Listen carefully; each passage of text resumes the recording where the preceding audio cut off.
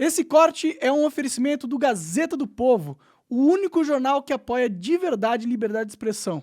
Não me cancelaram e agora tem uma oferta ali na descrição para você assinar e consumir um conteúdo sem lacração. Mas o que eu gosto, as pessoas às vezes elas me perguntam assim, como é que você consegue, né, equilibrar os pratos ali e tal, os caras se matando. É porque eu acho que a sociedade ela precisa assistir um pouco isso, sabe? E Ver qual que é o processo eu da me treta. coloco muito no lugar de quem está assistindo. Eu acho que quando você está mediando um debate, fazendo algum tipo de mediação, se você se coloca dentro, isso você não está mediando nada, né? Aí você vai simplesmente ou pender para um lado ou pender para o outro. É verdade. No momento em que você está mediando, é importante que você crie uma distância daquilo que está acontecendo para que você possa ter uma certa autoridade ali naquele momento de fazer algum tipo de mediação. Então eu procuro muito fazer isso. As pessoas sempre me perguntam, como é que você consegue? Tipo, não perder a cabeça e tal. Imagina, os caras estão se matando lá, estão se xingando e você tá, Pleno. firme ali. Porque eu tô fora.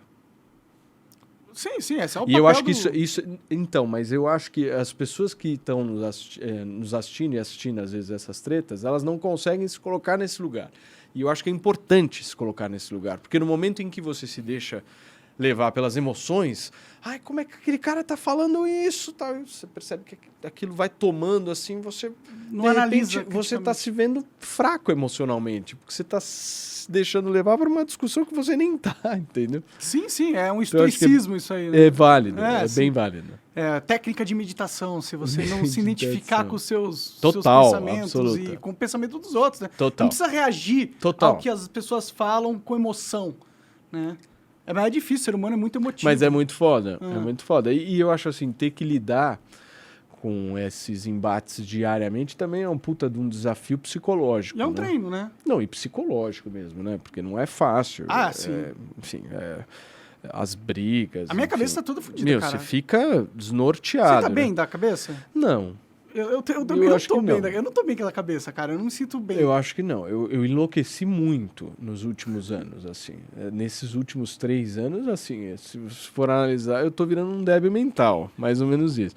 E você vai perdendo muito, talvez, a sua régua, né? Porque conforme você vai vendo essa sociedade altamente polarizada, 2 lados e tal, não sei o quê, algumas coisas que você sempre achou meio absurdo, vão ficando para trás e você meio que vai perdendo a tua régua, né? O teu parâmetro de falar, não, peraí. Você vai calejando, Não, né? peraí, vocês estão loucos, entendeu? Já virou papo de maluco. Vamos tentar voltar aqui. A gente fica acostumado com a realidade ser muito insana, né? Exato. E eu Mas acho será que não é bom a gente acostumar? Que talvez a realidade seja muito insana. Talvez Eu- a gente nem sabe o quão insano é, se a gente souber, eu a gente acho que a piraria. realidade é muito insana, mas eu acho que é importante a gente sempre ter uma certa criticidade nela. Entende? De Mais não ou achar menos. que o que tá posto é o que tá certo. Ah, sim. Não, Eu isso é como é- você entende que é realmente insano. Pensa numa certeza que você tem. Cara, você não tem essa certeza. Exato. Você só acha que tem essa exato. certeza. Uma certa criticidade sempre é bom, né? Da gente tentar, de alguma forma, passar para as pessoas. Então, o que eu tento fazer ali é muito isso. É não me envolver diretamente, conseguir ter uma boa relação, porque é a minha função ali, e ser uma espécie de porto seguro ali. O porto seguro num debate ele é importante, porque você viu, por exemplo, um Bonner.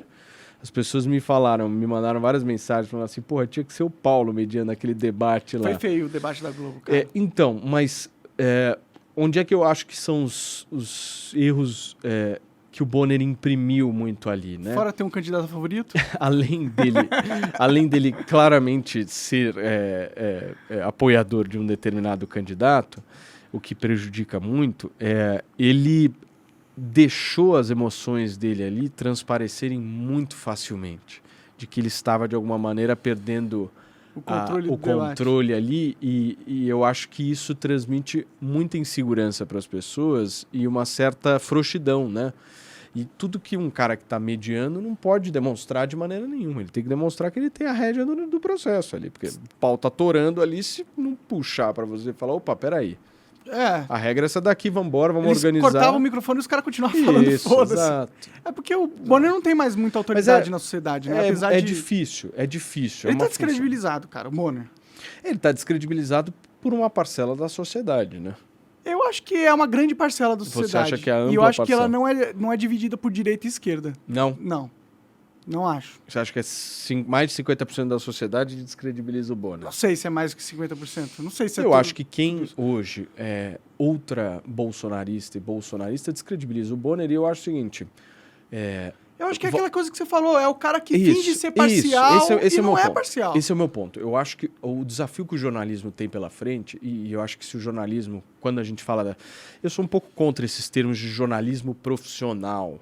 Tipo, o jornalismo, se ele não é profissional, ele não é jornalismo. Então, o jornalismo que sempre existiu no Brasil, ele tem um desafio muito grande pela frente, que é um desafio de entender que as pessoas elas não acham mais os jornalistas imparciais e que não há problema do jornalista ser imparcial. O problema é que as pessoas acham que o jornalista é mentiroso também. Perdão, não há problema do jornalista ser parcial. O que há, só refazendo minha frase aqui, não há problema do jornalista ser não há problema do jornalista ser parcial. O problema do jornalismo hoje é o jornalista simplesmente dizer que ele não tem lado. Ele tem lado. Sim, sim. Não há problema em dizer isso. Não há nenhum problema. Eu não tenho problema nenhum em dizer que Bolsonaro e Lula não me representam.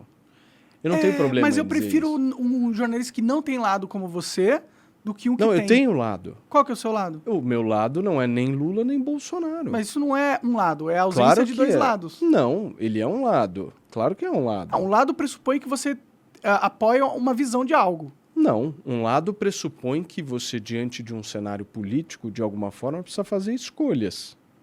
E essa é uma das escolhas. Não necessariamente. Entenda o seguinte, não haverá bolsonarista ou não haverá petista que vai colocar a arma na minha cabeça, como disse, por exemplo, o Thiago Leifert, e me obrigar a escolher. Sim. Vai. Então, mas esse é o ponto. Isso é você, de alguma forma, estar... Isso é um lado individual seu, é uma escolha individual sua. Quando a gente fala em lado, a gente pressupõe uma subserviência a um grupo de poder, entendeu? Político. Ah, eu entendo o que você está dizendo. Que o cara está trabalhando em prol de um determinado ponto específico. Exato. É isso que é o problema, assim, entendeu? Você tem sua perspectiva, e é óbvio que você é um ser humano, você tem suas crenças e as coisas que você não gosta, e é natural que você tenha uma opinião baseada nisso. Eu não esperaria que alguém tivesse algo diferente, senão você não seria um humano, seria um robô. Mas você não tem uma cartilha e que você precisa avançar. Você não está do lado do Lula e precisa falar coisas que você não acredita ou mudar a narrativa para um jeito para favorecer o cara que você... Isso eu tenho tranquilidade, assim, porque eu ter essa posição dentro da Jovem Pan é óbvio que é uma posição diferente da ampla maioria ali. A maioria ali é pró-governo, eu não sou pró-governo. Sim, sim. Isso é óbvio. E isso eu acho que eu valorizo muito isso. E é a minha posição como profissional. Eu acho que essa é a posição que tem que ser. E se for o PT lá, ou se for o Bolsonaro lá, a posição do Paulo vai ser a mesma. Sim, idêntica. Eu acho que o jornalista ele tinha que ser, não poderia ser pró, eu acho que governo, tá ligado? O papel do jornalismo é justamente falar a verdade para o poder. Se ele é pró do poder, ele se compromete na verdade, invariavelmente. Sem entendeu? dúvida. E vice-versa. Sim, por isso que, por mais que eu não julgue o William Bonner por ter um lado claro, eu julgo a forma com que ele manipula as pessoas em prol do seu lado, pagando de não ter um lado. Então, por isso que eu acho que ele está descredibilizado, e não é só pela esquerda ou pela direita. É por todo mundo que entende que o papel do jornalista não é defender um governo. O papel do jornalista não é defender um político. Ele está ali justamente, ele é uma camada protetiva contra esses interesses. E quando ele se porta como um minion deles, ele descredibiliza o jornalismo como um todo de uma forma radical, na minha opinião. Eu concordo. Por isso e que eu acho que nesse ponto o jornalismo ele precisa acordar um pouco. Que não há problema em você, de alguma forma, defender algo. Não vejo problema nenhum, mas que isso esteja claro. Sim, a partir do momento em que defender algo, sim. A partir do momento em que há uma certa luz naquilo que você acredita e naquilo que você defende, navegue, não tem problema. O que eu acho que é o problema e eu acho que existem muitos assim hoje, é a construção de uma certa imparcialidade que ela é fake, né? Sim, sim. É absolutamente fake. O problema do jornalismo é o quê, na sua opinião? Por que tá acontecendo isso? Porque não é só do William Bonner, tá ligado? Não. É muito jornalista que tá descredibilizado. E não é só da direita, cara. Eu não sou de direita, tá ligado? Mas eu já cansei de ser enganado. Cansei de ser manipulado. Eu percebo que e não é difícil de perceber depois de um tempo, depois de anos. Cara, eu acho que o problema hoje, que eu vejo, pelo menos no jornalismo, é o que eu chamo de patota do Twitter. Essa patota do Twitter, ela é muito ruim, e isso de todos os lados, tá? Tem patota da direita, tem patota da esquerda e tal, tem patotas ali. E essas patotas, elas agem de acordo com o interesse político dessas patotas e não com o facto. E aí eu acho que o jornalismo ele perde muito. E as coisas elas ficaram absolutamente partidarizadas e muito... O jornalista virou militante. Muito ideológicas, muito ideológicas. Então, por exemplo, quando você faz uma matéria específica dizendo que o governo Bolsonaro fez o PIB crescer 5%, mas alguns especialistas específicos disseram que ano que vem vai ser um caos. Pô, o cara não está valorizando o feito, ele está criando mais e ele ainda está selecionando especialista para falar mal especificamente. Então, isso não é jornalismo, entendeu? Isso é poder, né? Isso é aquela mesmice que a gente está, enfim, sabe? Da mesma forma como, por exemplo, você não ter criticidade ao governo Bolsonaro e achar que o Bolsonaro não errou nunca. Sim, isso é a crítica que jogam pra Jovem Pan pra caralho, né? Então, mas no caso específico da Jovem Pan, eu acho que a Jovem Pan, ela consegue trazer essa criticidade. Porque eu, pelo menos, tenho absoluta tranquilidade de que eu medio debates que são plurais ali. Sim, sim, sim. Não, eu não sou daqueles dentro da Jovem Pan, e eu acho assim... Afinal, a Jovem Pan quer ser uma puta empresa de mídia, de comunicação. Eu acho o seguinte, no caso específico da Jovem Pan, as pessoas elas fazem uma crítica, mas eu acho que é importante ter um certo contraponto visto a quantidade que existe de um jornalismo igual do outro lado. Agora, eu desafio, isso eu sempre faço em todos os podcasts que eu participo, você não acha uma emissora que promova mais debates quanto a Jovem Pan? E quando as pessoas falam assim, a Jovem Pan é imparcial, tipo, as pessoas elas estão absolutamente equivocadas, né? Absolutamente equivocadas, sim. Porque a Jovem Pan em nenhum momento ela é imparcial. Mas ela é plural. A Jovem Pan é plural. Esse é o grande X da questão, esse é o grande ponto que me deixa realizado, sabe? É uma emissora plural. Parece ser mesmo. Eu sou apresentador lá e não sou bolsonarista. Tá criticando pra caralho o Bolsonaro aí, então, exato. assim, esse é o ponto. Eu medio debates, 2 debates por dia ali, e assim, eu tenho absoluta tranquilidade que eu nunca recebi uma ligação para falar, olha, tem que falar isso, ou tem que falar aquilo, ou o que você falou, você não pode falar. Nunca. Pode crer. Trabalho lá há quase 4 anos. Tenho absoluta tranquilidade de falar isso, assim. Minha realização profissional de estar lá é gigantesca. E tá crescendo pra caralho a Jovem Pan, né? Não, tá crescendo assim, em um ano. Nós vai fazer acho que dia 27 de outubro agora. Em um ano, a Jovem Pan bateu a segunda posição em canais de notícia, né? Se você for analisar Record News, Band News, Globo News, CNN, Jovem Pan, nós somos o segundo. Pode crer, da hora demais. Então assim, cara, em um ano, uma emissora conseguir isso é inacreditável. E parece que só vai fortalecer. E eu acho que só vai fortalecer. E assim, eu acho que o que ela difere dos demais que a gente vê? A pluralidade. E também tem, eles acho que a prestaram serviço a uma galera que estava abandonada também. Sem dúvida que... E é uma galera muito grande abandonada. Sem dúvida que há uma galera muito insatisfeita com esse outro jornalismo que existe. Mas, se você for analisar em toda a programação da Jovem Pan, a força, ela não é do bolsonarismo, ela é do embate. Ah, sim. Pode olhar a programação da Jovem Pan. Você abrir o Jornal da Manhã de manhã, você vai ver o quê? A Amanda Klein contra o... sei lá quem que tá agora lá, o Mota. Mas, enfim, é uma visão aqui, a outra aqui. Se abrir o Morning Show, você vai ter lá 3, até 4 visões diferentes, porque a nossa bancada ela é muito, muito plural, né? Se você for pegar o Jornal da Tarde, vai ter também um embate. Se você for pegar o 3 em 1, vai ter um embate. Os Pingos nos Is é um programa que eu acho mais inclinado ao bolsonarismo, mas mesmo assim você tem lá hoje o Diogo Schelp fazendo um certo contraponto ali. Se você pegar o Jornal da Noite, a mesma coisa. Então, assim, eu acho que a audiência ali, ela vem do embate. As pessoas, elas querem ver isso, elas gostam do embate. Vocês têm medo da Jovem Pan ir para um caminho ruim que a Globo foi? Em que sentido? A Globo virou uma mídia pela narrativa e não uma mídia pela verdade. Virou uma empresa que é muito mais política do que realmente um veículo de informação. Cara, eu não tenho esse receio, porque lá nos Estados Unidos é assim, né? Não, eu acho o seguinte...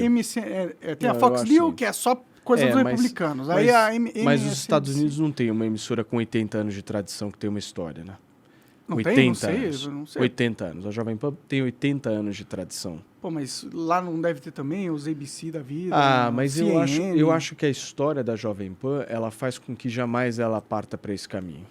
Jamais. Eu torço muito. Se você analisar a história da Jovem Pan, jamais. O que tem na história? Eu não conheço a história da Jovem Pan. A história da Jovem Pan assim, sempre foi uma história de prestação de serviços para a sociedade, sempre foi uma história de uma emissora que por muitas vezes poderia ficar quieta e foi lá e foi pro pau. Pô, mas se não fosse a Jovem Pan, eu não conseguiria ver um impeachment sendo realizado. Eu não conseguiria ver uma série de fatos históricos no Brasil que aconteceram sem a presença de uma emissora. E olha que na época a Jovem Pan nem era TV, né? Uhum. Então estamos falando só de uma questão de rádio. Então eu acho que conhecendo a história da Jovem Pan, eu acho que a gente jamais partiria para esse caminho. E se for esse o caminho específico, eu também acho que muitos profissionais de lá nem estariam mais lá. Tomara, cara. No tomara. caso, por exemplo, eu e tantos outros, se o caminho for absolutamente esse, sem nenhum tipo de debate, sem nenhuma pluralidade e que a gente pregue uma única narrativa só e Estado. acabou. Eu acho que muitos profissionais que estão lá não ficariam. Pode crer. Eu torço muito, que esse é o meu maior medo de um grande conglomerado de mídia. Mas eu acho que ele ser subvertido para ser usado contra o povo, sabe? Eu acho muito difícil que isso aconteça. Praticamente impossível.